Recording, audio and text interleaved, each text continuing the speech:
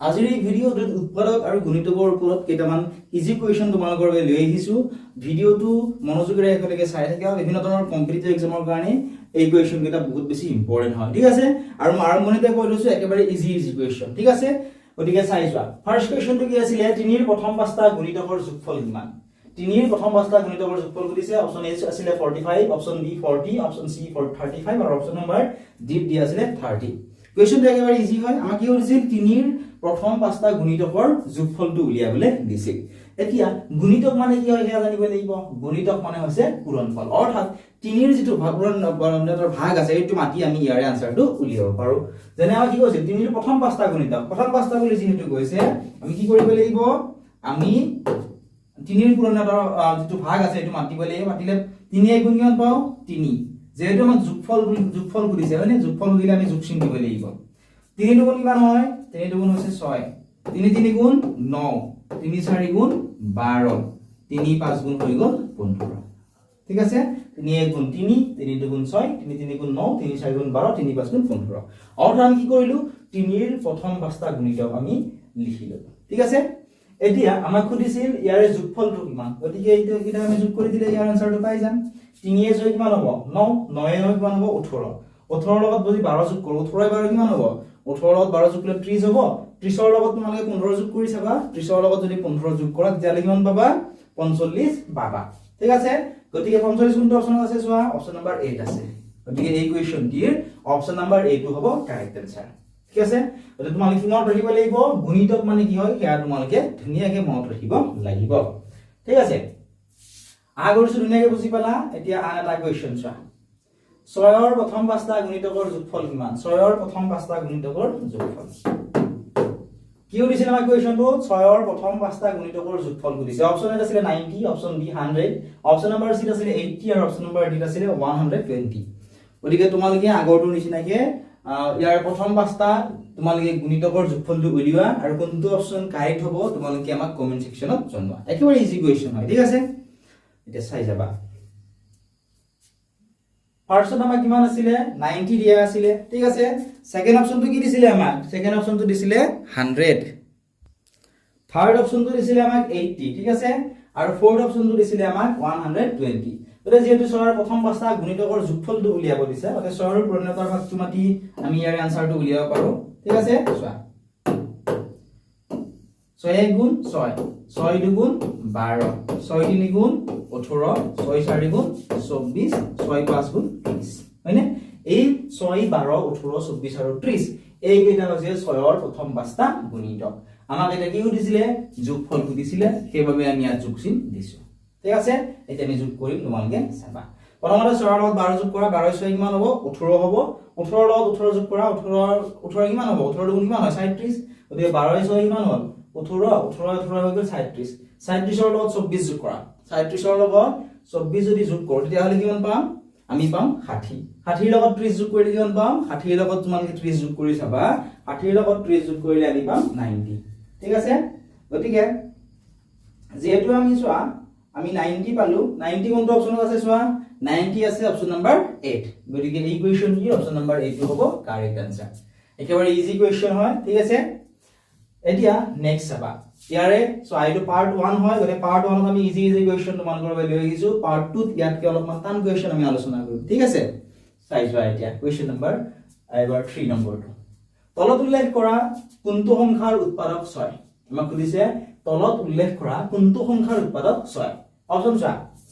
Option number A আছিলে 18, option number B 25, option C 49 আৰু option number D আছিলে 35। আমাক সুধিছে তলত উল্লেখ কৰা কোনটো সংখ্যাৰ উৎপাদক 6, ঠিক আছে। যে উৎপাদক কেনেকৈ উলিয়াই সেইটো জানিব লাগিব। উৎপাদক কেনেকৈ উলিয়াই সেয়া জানিলেহে তোমালোকে ইয়াৰে আনসাৰটো উলিয়াব পাৰিবা, ঠিক আছে। এতিয়া চোৱা তো আমি প্ৰথমটো অপচনৰ পৰা চাই যাও। ফাৰ্স্ট অপচনটো আমাক কিমান দিছিলে? 18 দিছিলে, হয়নে? এইটো অপচন আমি চাই লওঁ। এতিয়া আমি 18 ৰ উৎপাদক 6 হয় নে নহয় কেনেকৈ উলিয়াব লাগিব সেয়া জানিব লাগিব, ঠিক আছে। তেতিয়াহে আমি গম পাম যে ইয়াৰে কোনটো সংখ্যাৰ উৎপাদক 6। যে 18 ৰ বা যিকোনো সংখ্যাৰ যেতিয়া উৎপাদক উলিয়াব লাগে ফাৰ্স্ট আমি সেই সংখ্যাটো একেৰে পূৰণ কৰিব লাগে, অৰ্থাৎ 1 পূৰণ 18 লিখিব লাগে, ঠিক আছে।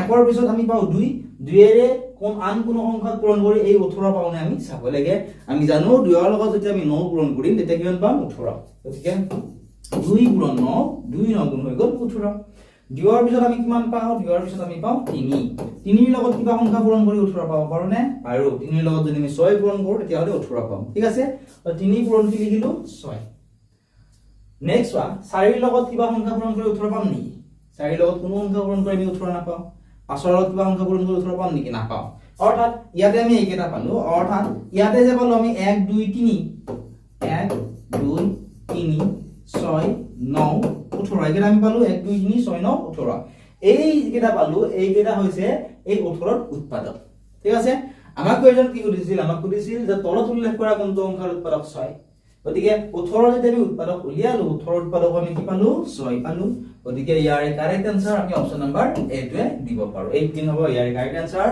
18 ৰ উৎপাদক হৈছে 6 ঠিক আছে বাকিটা অপচন দেখুৱাই দিছো তাৰে তোমালোকৰ কোনো ধৰণৰ কনফিউজ নহয় সো নেক্সট অপচন কিমান দিছিল 25 এটো কিহৰ কাৰণে কাৰেক্ট নহয় চাবা 25 টু সো আমি কি লিখিব পাৰো 1 পূৰণ 25 হয়নে 1 * 25 2 ৰ লগত কিবা অংক পূৰণ কৰি 25 পাম জানো নিশ্চয় আমি নাপাও 3 ৰ লগত কিবা অংক পূৰণ কৰি 25 পাম জানো আমি নাপাও 4 ৰ লগত কিবা অংক পূৰণ কৰি 25 পাম নে নাপাও 5 ৰ লগত আমি যদি 5 পূৰণ কৰো তেতিয়া হলে 25 পাম হয়নে 5 ৰ লগত 5 পূৰণ কৰিলে 25 পাম আন কোনো দুটা সংখ্যা পূৰণ কৰি আমি 25 নাপাও হয়নে গতিকে ইয়াৰ উৎপাদক আমি কি পালো উৎপাদক পালো আমি 1 ইয়াত 5 দুটা যদি পালো এটা ধৰি লিখিম আমি 5 আৰু 25 চোৱা 1 5 আৰু 25 পালো ইয়াতে তো আমি উৎপাদক 6 না পালো সেই কাৰণে অপচন নাম্বাৰ বি2 কাৰেক্ট নহয় অৰ্থাৎ ইনকাৰেক্ট হয় ঠিক আছে নেক্সট আছে 49 এবাৰ যদি আমি চাও 49 টু তোমালোকে চোৱা 49 ত আমি কি লিখিব পাৰো 1 * 49 লিখিব পাৰো হয়নে 2 লগত কিবা অংক পূৰণ কৰি 49 পাম জানো নাপাও 3 ৰ লগত কিবা অংক পূৰণ কৰি 49 পাম নে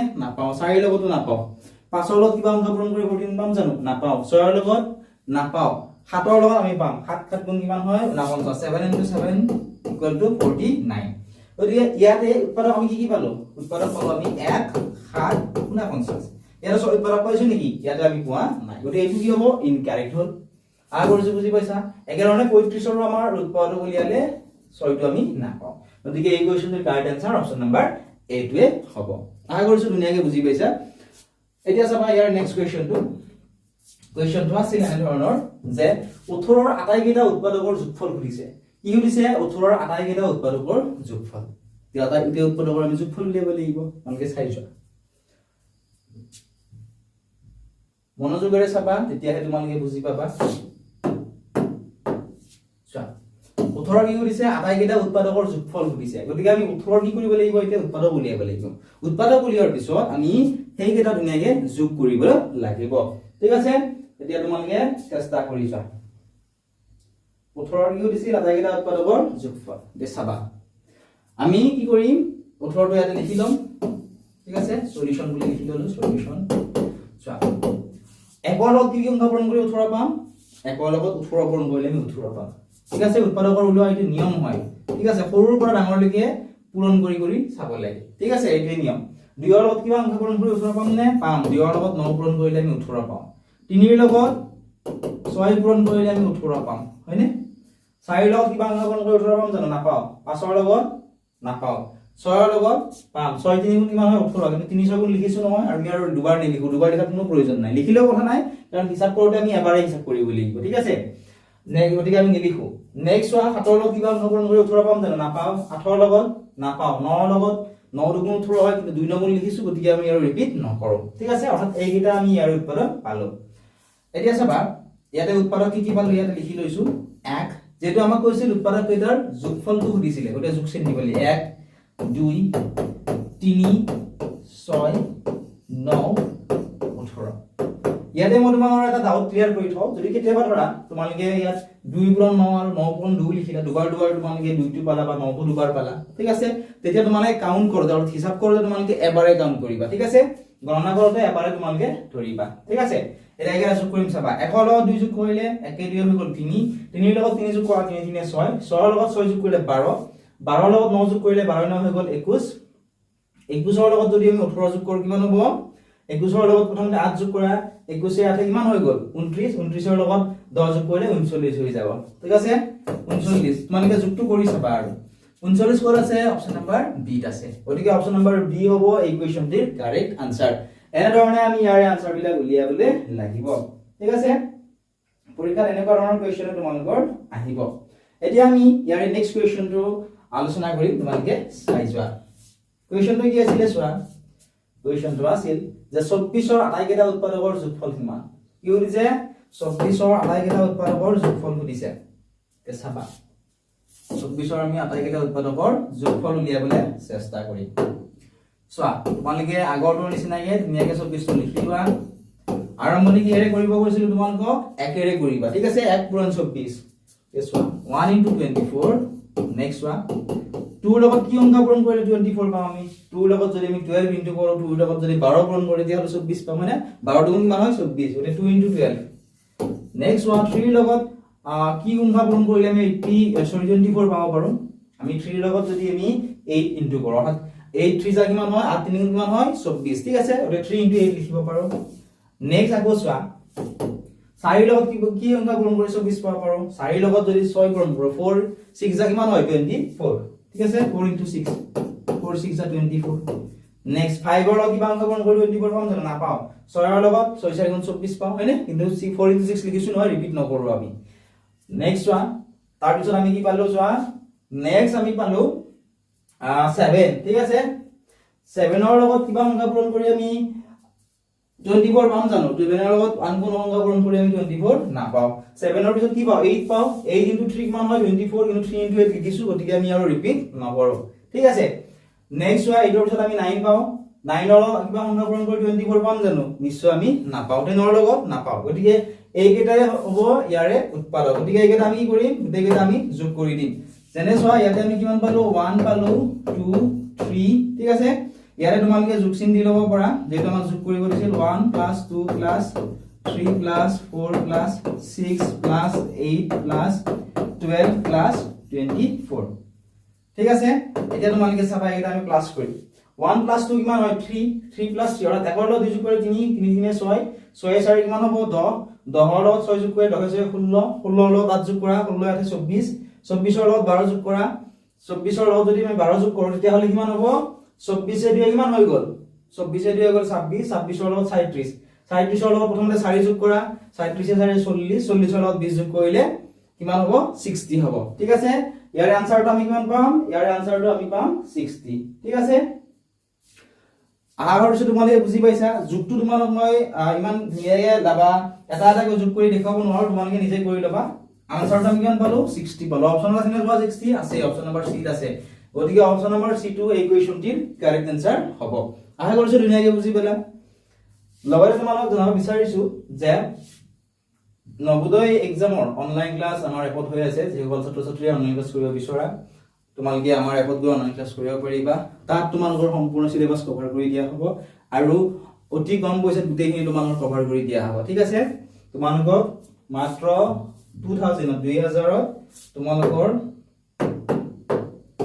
ফুল সিলেবাস কভাৰ কৰি দিয়া হ'ব ঠিক আছে 1 ইয়াৰ ভ্যালিডিটিৰ সৈতে মাত্ৰ 2000 টকাত গোটেইখিনি সিলেবাস তোমালোকৰ কভাৰ হৈ যাব তাত তোমালোকে হোমৱৰ্ক পাবা বা কিবা যদি তোমালোকৰ ডাউট ৰৈ যায় যিকোনো সময়তে আমাক ফোন কৰিবা মেসেজ কৰি আমাক সুধিব পাৰিবা যে স্যাৰ এইটো আমি বুজি পোৱা নাই আমাক আকৌ বুজাই দিব লাগে ঠিক আছে আমি আকৌ হেতু তোমালোকক বুজাই দিম বা তোমালোকৰ যিমানখিনি প্ৰিভিয়াস ইয়াৰ কোৱেশ্চন পেপাৰ আছে গোটেইখিনি তাত সলিউশন পাবা ঠিক আছে এতিয়া তোমালোকে ডেসক্ৰিপচনত দিয়া লিংকত ক্লিক কৰা আৰু আমাৰ এপটো ডাউনলোড কৰি লোৱা